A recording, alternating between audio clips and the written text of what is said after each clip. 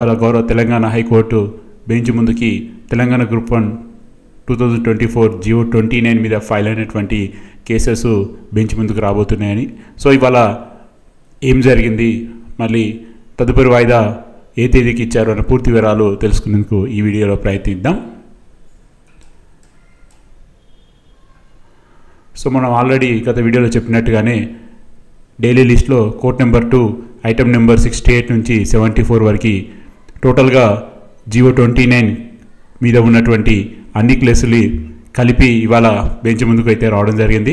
దాదాపు గౌరవ పిటిషనర్ తరపున ఉన్నటువంటి అడ్వకేట్స్ గారు దాదాపు అప్ టు 3 వరకు ఇవాళ వాదనలు కంప్లీట్ అయినట్టుగా సమాచారం. అంటే టోటల్ ఉన్నటువంటి 7 పిటిషన్స్లో 3 పిటిషన్ల తరపు ఉన్నటువంటి వారి వాదనలు పూర్తి అయిపోయాయి.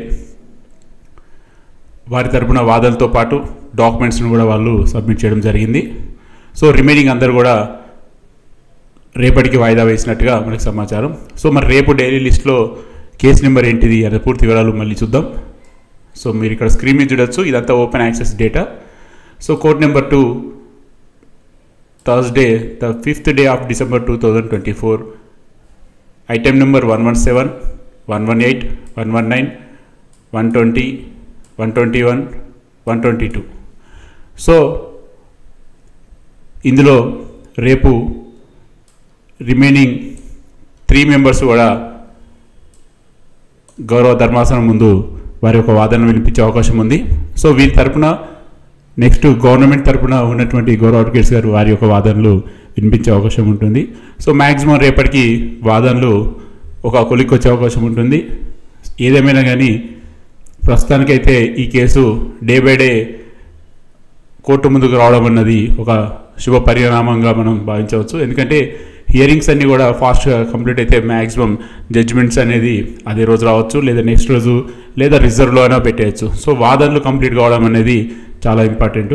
సో ఏదేమైనా కానీ గ్రూప్ 1 జియో 29 కేసు చాలా ఫాస్ట్గా ముందుకు వెళ్ళిపోతున్నది.